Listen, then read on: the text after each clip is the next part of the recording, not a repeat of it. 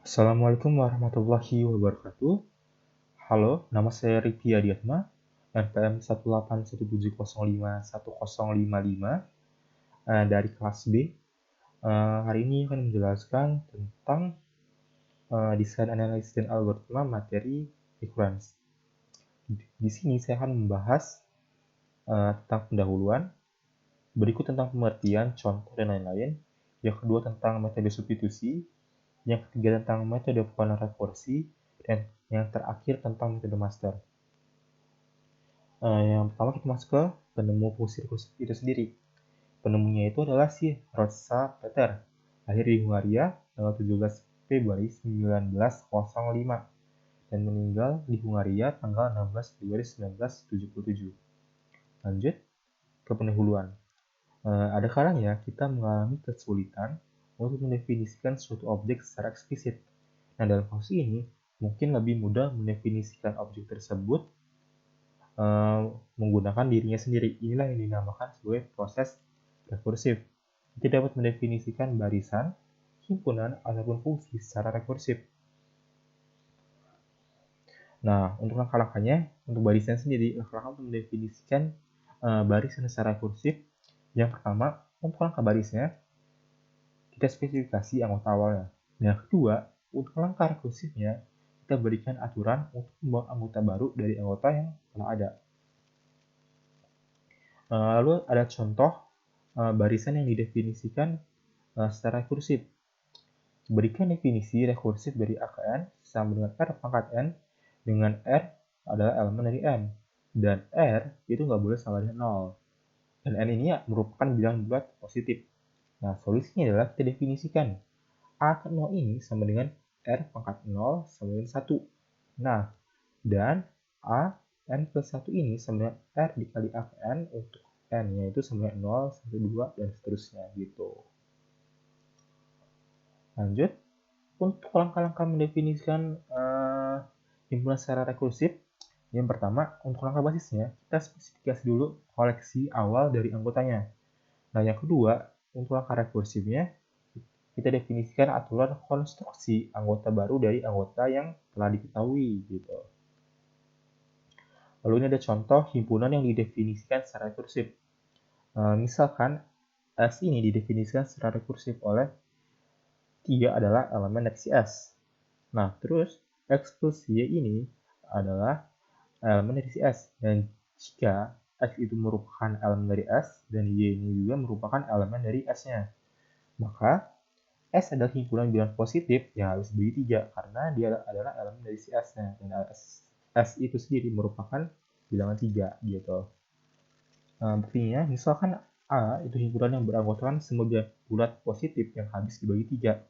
Untuk membuktikan bahwa A sama dengan S, harus ditunjukkan bahwa A itu adalah subset dari si S dan S itu adalah subset dari si A. Gitu.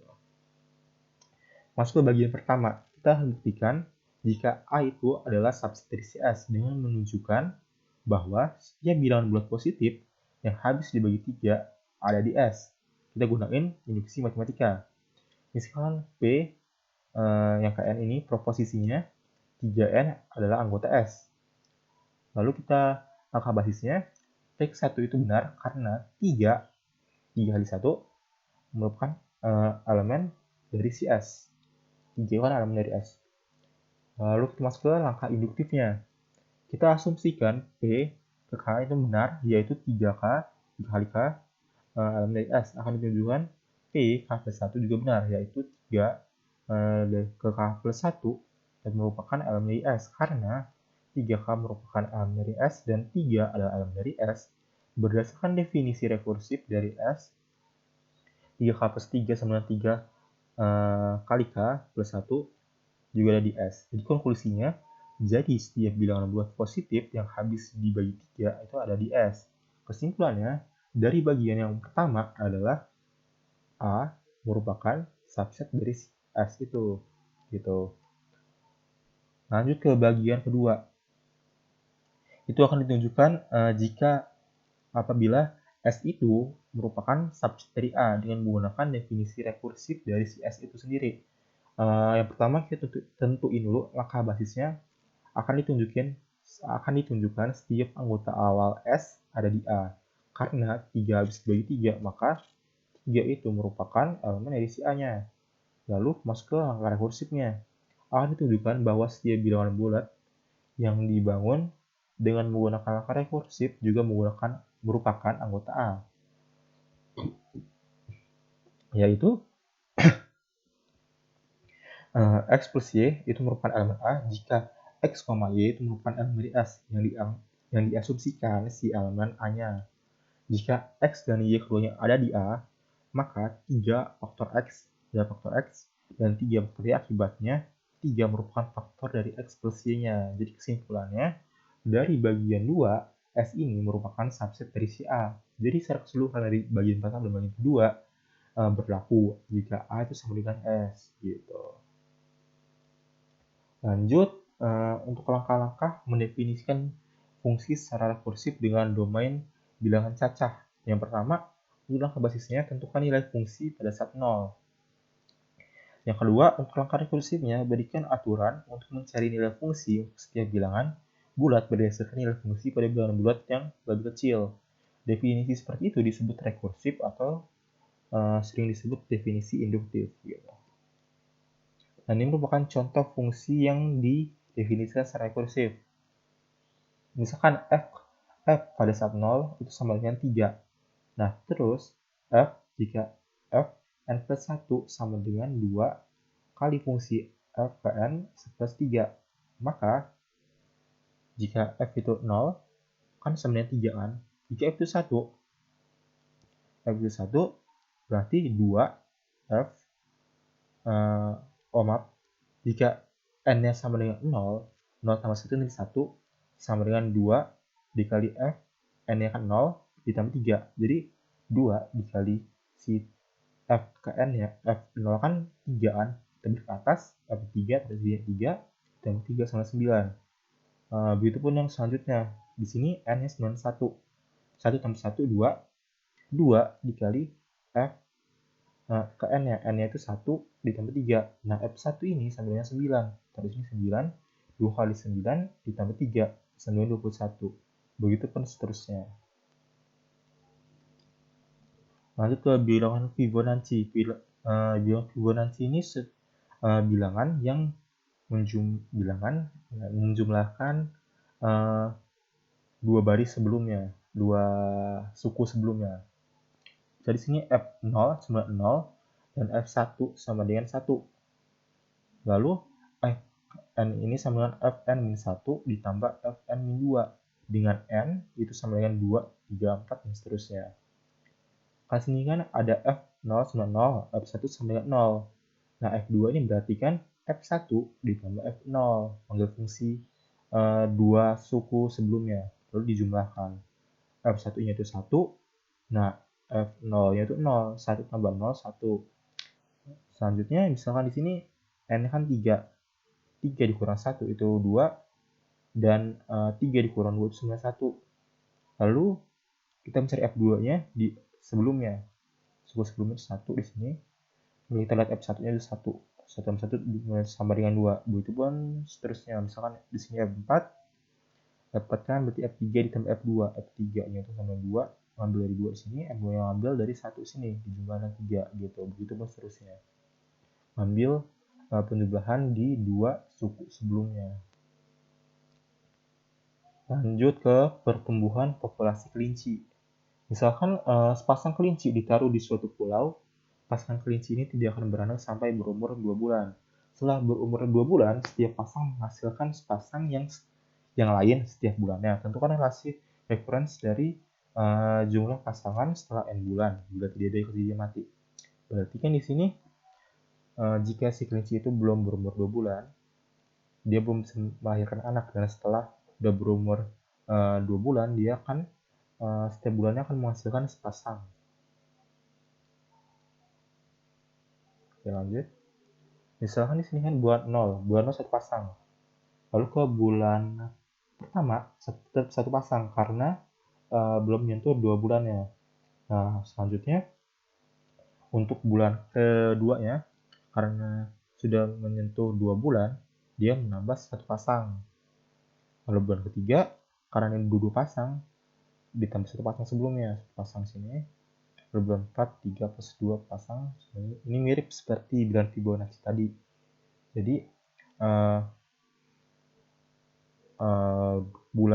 setelah bulan ke-2 itu menjumlahkan nambah 1 tiap bulannya gitu. Jadi bisa dirumuskan jika bulan N-1 tambah bulan N2, N-2 pasangnya. Jadi misalkan di sini bulan 3 dengan 2 ini dari si bulan keduanya. Bulan kedua punya 2 pasang, lalu ditambah bulan selanjutnya jadi 1 pasang gitu. Nah, begitu pun seterusnya gitu.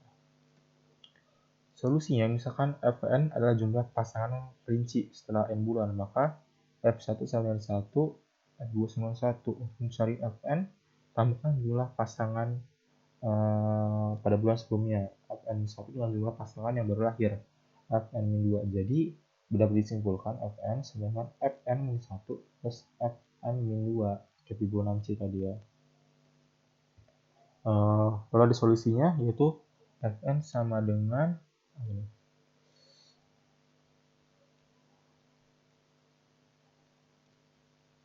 probabilitas golden ratio pangkat n dikurang 1 min golden ratio pangkat n per pangkat 5 gitu. Lalu bisa dibuat sebuah algoritma Fibonacci ke n ini sebagai bulannya. Jika si bulan ini kurang dari 1 akan membalikan nilai n-nya atau nilai bulannya. Jika tidak, akan membalikan penjumlahan dari jumlah pasang bulan yang dikurang 1 ditambah jumlah pasang bulan yang kedua sebelumnya ya maksudnya. Nah, ini begitu, ini membuat rumusnya otomatis. Lanjut, kayak tadi juga komparasi iteratifnya hampir mirip kayak tadi, tapi di rekursif ini iteratifnya. Lalu masuk ke relasi rekursif atau recurrence. Relasi rekursif ini untuk barisan AN adalah persamaan yang menyatakan AN dalam salah satu atau lebih bentuk A0, A1, sampai AN-1 untuk semua N yang N lebih dari sama dengan N0, di mana N0 ini bilangan bulat non negatif. Nah, barisan AN ini tersebut dikatakan sebagai solusi dari relasi recurrence bila AN ini memenuhi relasi recurrence. Nah, penyelesaian relasi rekursif ini ada 3 cara. Yang pertama adalah metode substitusi, yaitu dengan cara membuat tebakan terhadap solusinya. Yang kedua, kemudian tebakan tersebut dibuktikan dengan induksi matematika. Yang kedua adalah metode Vaughan atau rekursif, dengan cara mengubah bentuk rekursif menjadi bentuk penjumlahan, kemudian diselesaikan. Nah, terakhir ada metode master. Nah, ini digunakan untuk menyelesaikan rekursif dalam bentuk T n A kali T n per B plus Fn gitu. Yang pertama ada metode substitusi. Misalkan diketahui jika T itu T-nya 1 sama dengan 1. Dengan kata lain, lalu jika T itu ke N sama dengan T N per 2 plus A ke N gitu. Lalu buktikan bahwa Tn sama dengan O akar N. Misalkan buat tebak-tebakan dulu.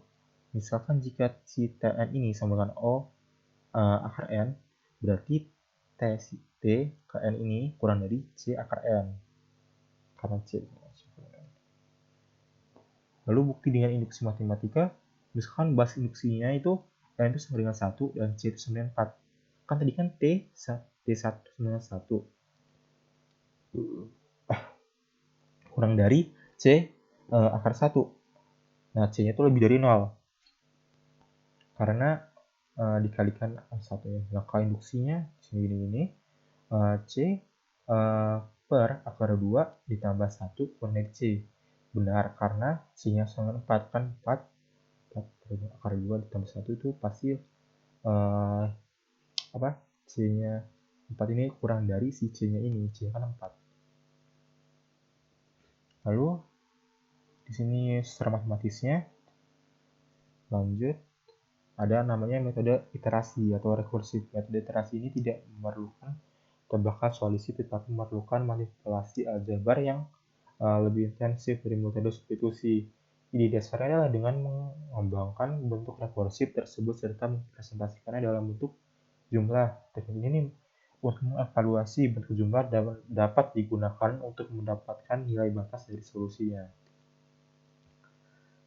Misalkan sini tentukan TKN bila jika T ke 1 ini sama 1 dan TKN ini sama dengan Tn-1 plus 1 per N. Bila bentuk rekursif diuraikan, ini kayak gitu ini, seperti baris, gitu ya. Lalu bila dalam bentuk rekursif diuraikan, gitu.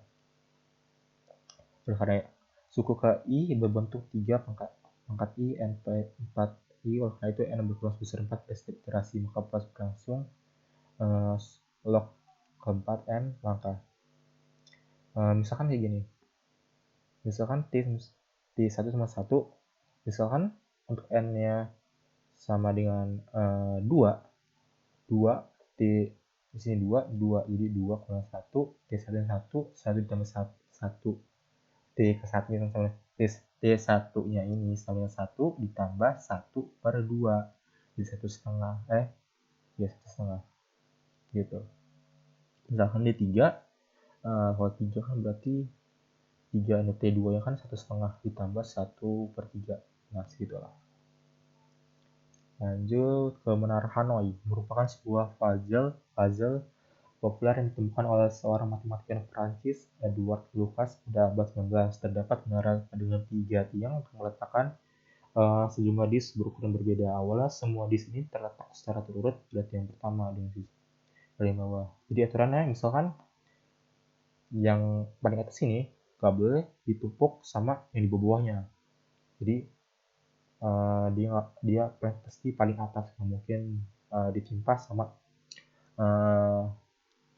menara disk yang lain gitu.